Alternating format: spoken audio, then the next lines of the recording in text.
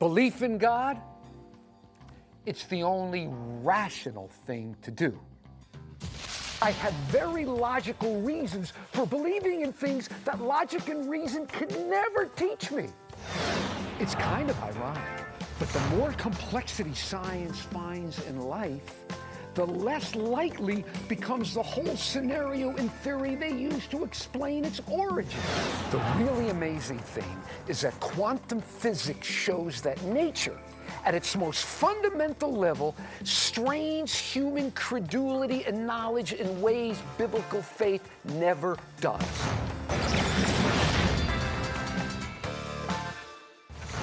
Hi, Cliff Goldstein here, welcoming you back to the program. The text and the Word of God I'd like to start out with are found in the book of Romans.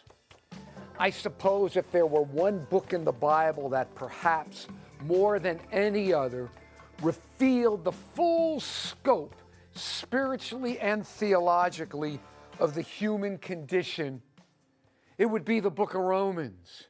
In here we have inspired interpretation of so much of the spiritual meaning of biblical history.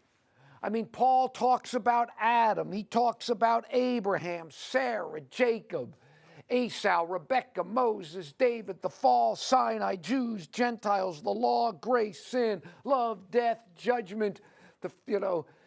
First and foremost, he talks about Jesus and the plan of salvation. In fact, all that he talks about in the book, he really talks about in the context of Jesus and what Jesus has done for us. I don't think it would be exaggerating to say that over the course of history, one could probably fill a small library with the works written on the book of Romans alone. And I don't think one can exaggerate the influence of the history of this book on the church and certainly Protestantism. Now, the text I want to look at are in the beginning of the book. And really, in many ways, they help set the stage for all that Paul fleshes out in the ensuing chapters. It's Romans 1:18 through 20. Heavy stuff. The wrath of God is being revealed from heaven against all the godlessness and wickedness of men who suppress the truth by their wickedness. Since what may be known about God is plain to them, because God has made it plain to them. For since the creation of the world, God's invisible qualities, his eternal power and divine nature have been clearly seen, being understood from what has been made, so that men are without excuse. Woo! You know, here Paul talks about what's a crucial theme in the book, in the Bible, in the book as a whole and in the Bible, and that is human sinfulness. The whole premise of the book rests upon the idea that of human corruption, but how Jesus came to solve the problem and to save us from the destruction that our corruption and sin would otherwise bring. That's what the cross and his death on the cross was to do, was to solve the problem of sin. But you know, I want to focus on something else there in these texts. And this is the part that really is astonishing to me. What does he say here? He says that it's his claim that enough of the reality of the existence of God has been revealed through, he said, what has been made. That is, in the created world, that people will be without excuse. He seems to be saying that people can learn enough about the existence of God and the nature of God from the created world that they can be justly condemned on the day of judgment. Whew. You know, that's kind of heavy. That's a heavy claim, it really is. And it's not because these people are stupid. It's not because they can't understand it. Rather, it's that they are sinful and fallen, and in their sinful and fallen state, They suppress the truth. You know, I can understand that myself from personal experience. You know, I remember many years ago in college. I remember one time thinking in college, I used to think about this stuff. And I remember one day thinking to myself, maybe all this stuff, maybe there really is some big mama or some big daddy out there. Maybe there really might be a creator out there. But then when I thought that, I remember also, very funny, because I don't know anything about the commandments, the law, sin, guilt. But somehow I thought, if there really was a God, if there really was, and I was in deep trouble because of how I lived. And so I pushed the idea of God out of me. I suppressed the truth and kept on, as they say, trucking. But fortunately, as they said too, God did an intervention for me, and here I am. Which is why now, thanks to the gospel, thanks to the promise of salvation, my eyes have been opened. And, well, they've been opened to the fact that, I know, and this might sound kind of hokey, but I see the reality of God everywhere. I really, really do. First, that anything at all, whatever it is exists, is powerful evidence for a creator. Rocks, tea kettles, stars, iPhones, houses, quasars, iPhones, I said that already. Space, nothing came from itself. Nothing created itself. That's impossible, because to create yourself, you already have to exist. And if you already existed, then you're not creating yourself because you're already there. No, nothing can create itself. Instead, whatever was created by something before it, and whatever was created was by something before that, and you go backward and backwards until you have to stop at something uncreated, something that always had been there. And the most logical thing had been there is the God, the one depicted in Scripture, the one being praised in Revelation, which says, "You are worthy, O Lord our God, to receive honor and glory and power, for you created all things, and by your will they were created and have their being." I'm sorry, folks. I'm sorry, but the scientific fad, and yes, people don't think it, but science can be very faddish, which claims, the fad that claims the universe arose from nothing is mere ad hoc metaphysical speculation, guarded with all the epistemological privilege that science sanctimoniously awards itself. And what are they saying is that, yes, they're saying that the universe was created by nothing at all. Everybody's heard the name of Richard Dawkins. And I heard Richard Dawkins on the radio one time. He was interviewed in Washington, D.C., and I listened to it, and eventually I went back to the radio station. I found it online and got the quote. I want to listen to you to listen to this quote from Richard Dawkins. He goes, listen to this. Lawrence Krauss, my colleague, and we did a film together called The Unbelievers. And he has written a book called A Universe from Nothing. And he produces a physical theory, mathematically worked out, to show that you can get something from nothing. That nothing and nothing in some strange way cancels itself out to produce something. And quantum theory allows that to happen. Well, I'm humble enough to say I don't understand it, and I'm not arrogant enough to say that because I don't understand it, it can't be right.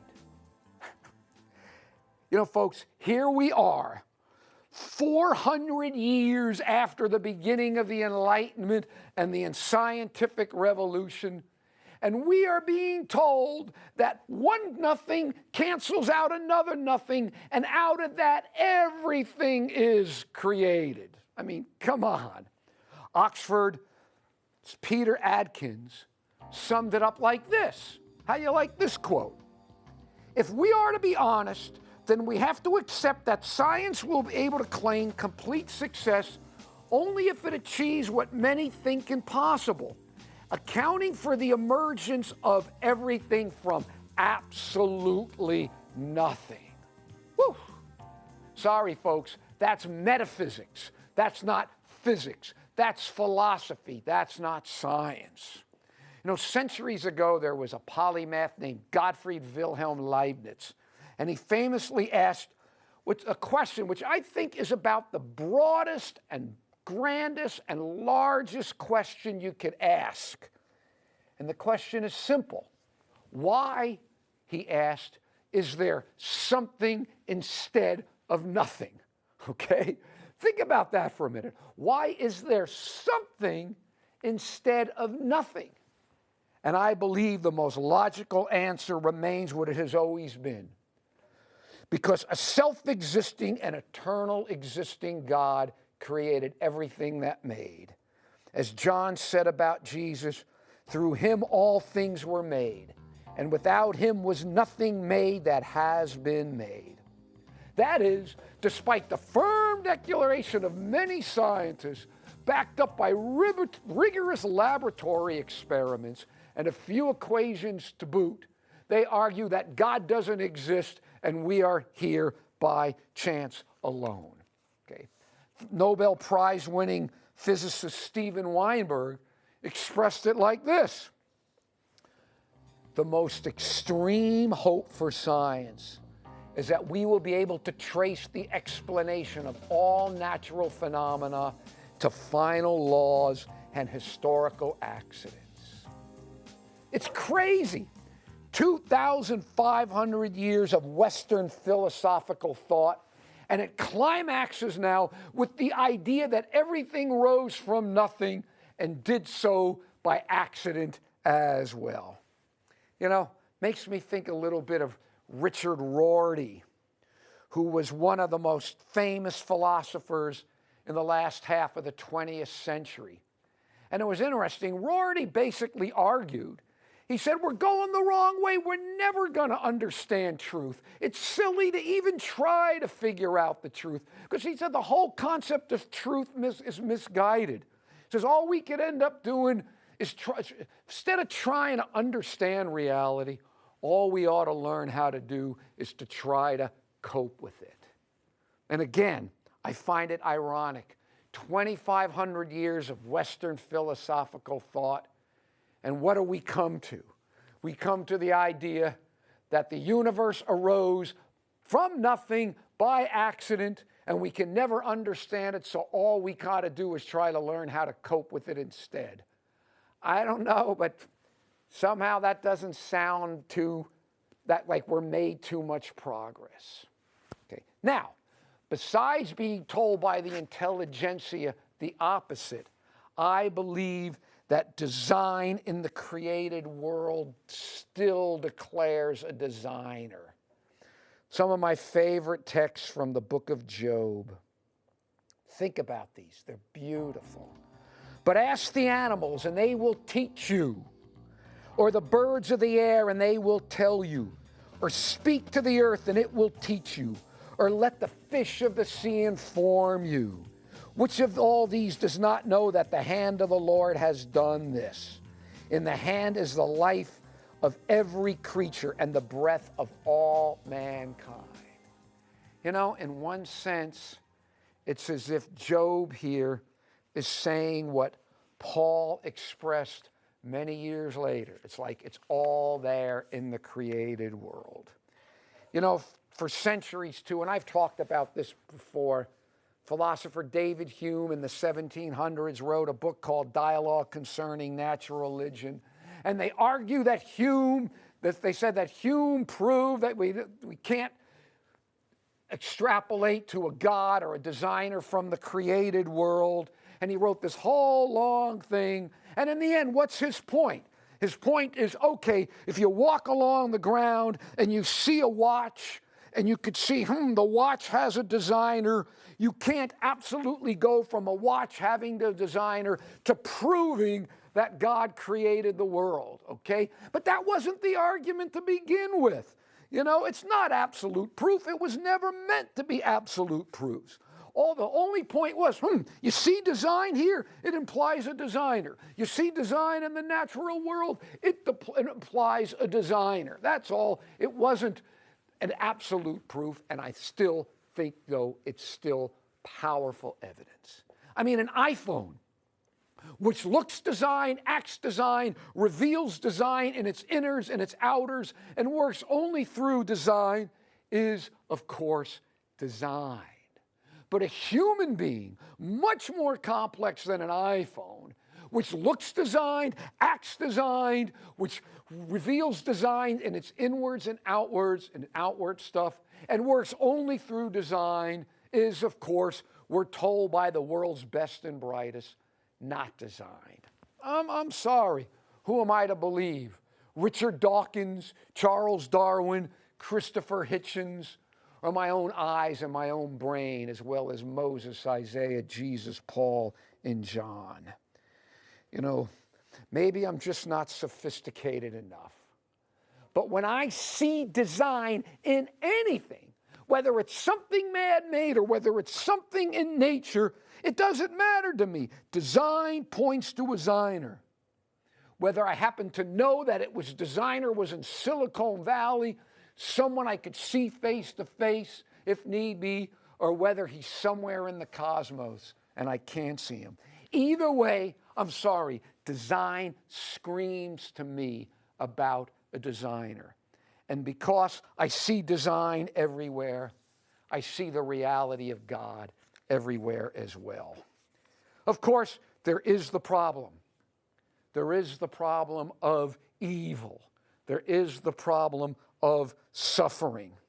If you ever get a chance, and I did a whole show on this one time, called a scene from Fyodor Dostoevsky's novel, The Brothers Karamazov, when two brothers are talking and the question of evil comes up, and one of the brothers brings up a point about how all the children suffering and all the suffering in the world, how could there be a God with all this suffering and so on, a loving God, an all-powerful, all-loving God?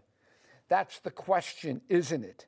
And though I don't have enough time to get into all that now, I simply want to say this, that there's nothing in the premise of this is the point, there's nothing in the premise of an all-loving, all-knowing, all-powerful God that deductively demands that the non-existence of evil. It doesn't automatically follow. Instead, the great controversy forms a very powerful template and background that allows me to press on in faith despite the painful evil that I admit rattles our souls. I can see the reality of God, even with the evil, because this evil shows me just how terribly wrong something has become. And that fits so well into the great controversy theme. I admit, when I look around time and time again, I have to fall back on this meta-narrative, this great controversy meta-narrative, because it's found in the Scripture, and it's the only thing that helps me to make sense of what really doesn't make sense at all. You know, I read an article one time. Oof, it's moving, painful. I hope I don't break out in tears now as I talk about it. This woman wrote about her time as a teacher of poetry and prose to children dying of cancer at a cancer center in Texas. And I want you to listen to what this woman wrote. It's very moving. These children I write with die. No matter how much I love them, no matter how creative they are, no matter how many poems they have written, or how much they want to live. Whew. Almost every line was a zinger. And I mean, considering the topic, come on, kids and the cancer that kills them, how could her prose be anything but? Okay, but it was in the context of the suffering and these dying children that she had this one line that was so powerful and answers in its own way a lot. She was talking about the children dying, and she says, I was, like everyone else, trying to make sense of what is nonsensical. Nonsensical? That is, none of it makes sense. It cannot be rationally explained. There's no good reason for it. And yet, isn't it better that evil and children dying of evil not be nonsensical and not rational and logical and explicable? Otherwise, what? Good, logical, and harmonious reasons exist that for why these kids lose limbs, suffer the trauma of chemo, endure horrific pain, sit in the hospital for years, and then die? Please, if there were good reasons for that, I'd rather not know them. However bad these tragedies are, it would seem to be worse if there was some logic to it, if there was sense to them. But there's not. That's why it's all nonsense. And again, that's why I go back to the much larger theme of the great controversy, the large cosmic battle between good and evil that Jesus won for us at the cross. That's the only template I use to help me, if not make sense of understanding of what's going on, at least put it in a larger perspective, one that gives me hope for a resolution. Sure, we have a million questions about a million things, but all still, this grand theme so greatly helps me keep it all together now, no matter how much remains unanswered and perhaps ultimately unanswerable. You know, it's like, can you imagine some woman gets to heaven? Look at it this way. Some woman gets to heaven and says, oh, Jesus, now I understand why my 10-year-old daughter was brutally sexually assaulted by a gang and then murdered before my eyes. Oh, now it all makes perfect sense. I wouldn't have had it any other way. Come on, that's sick. That's not how evil works. Evil is evil, and it's nonsensical, and there's no justification or excuse for it. And that's explained better in the great controversy template.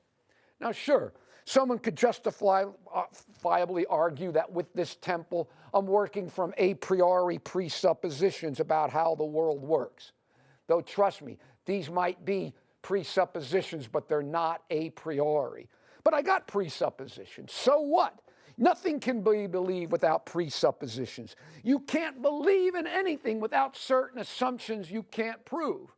No, at least these assumptions are what you use to test all that comes after. We all need assumptions. You can't do mathematics without assumptions. And you certainly can't do theology, or you certainly can't base a worldview on any theology without having assumptions. The key is to have the correct ones. And I'll never forget, very early as a believer, I struggled with the question once. With so many faiths and views out there, how do I know that Seventh-day Adventism is the truth? And I remember Bernie Molnar, one of my first contacts, he instantly answered. And Bernie said to me, well, it's certainly not unreasonable to think that with all the views out there, at least one of them is true. And I thought that was a great answer. That makes so much sense. I appreciated that answer back then, and today, 38 some years later, I still appreciate it and fall back on it because I believe it's built on a correct assumption. Yes, I do see the reality of God everywhere, even despite the evil. I look up at the sky and I see the reality of God. I look at rocks and I see the reality of God. I look at an iPhone and I see the reality of God. I look into my own soul, my own consciousness, and I see the reality of God. Because where else could this all have come from? I don't believe it all arose out of nothing, and I sure don't believe it rose out by chance. So where else but God? I think of Immanuel Kant, German philosopher's famous saying. Beautiful quote. Two things fill the mind with ever new and increasing admiration and awe, the more often and steadily we reflect upon them. The starry heavens above me and the moral law within me. Pretty profound. And though I wouldn't phrase it as he did, the more often and steadily I reflect on everything that is, houses, butterflies, smartphones, it becomes almost all but undeniable to me that a creator exists. And with the grand revelation of him in the Bible, which includes powerful, powerful confirming evidence for the resurrection of Jesus. I think I did a show a couple years back on the evidence for the resurrection of Jesus. Man, that's powerful, rational, confirming evidence. And if Jesus was resurrected from the tomb, that proves the validity of the Christian faith. So I've got this grand revelation of God in the Bible, the powerful evidence for the resurrection of Jesus. And then you've got the powerful confirming ministry of Ellen White. And my own life-changing experience with Jesus and the assurance of salvation because of death in my behalf, his righteousness covering me and changing me. It's no wonder I believe in God. And it's even no wonder I'm a Seventh-day Adventist. What else could I be? You know, I want to return to Paul in Romans and those verses we looked at in the beginning. Think about what he's saying there. The wrath of God is being revealed from heaven against all the godlessness and wickedness of men who suppress the truth by their wickedness. Since what may be known about God is plain to them, because God has made it plain to them. For since the creation of the world, God's individual qualities, his eternal power and divine nature, have been clearly seen, being understood from what has been made, so that men are without excuse. Notice, for what may be known about God is made plain to them. In other words, there's enough there that we should know. I don't have all the answers. I can't understand everything. Please, I have intellectual nightmares over the fact that -6 multiplied by -6 equals positive 36, and yet -6 plus -6 plus -6 plus -6 plus -6 equals 36, equals -36. I go nuts trying to figure that out. How am I going to make sense of many other things? I can't, but who cares? I see God in everything, even the things I don't understand.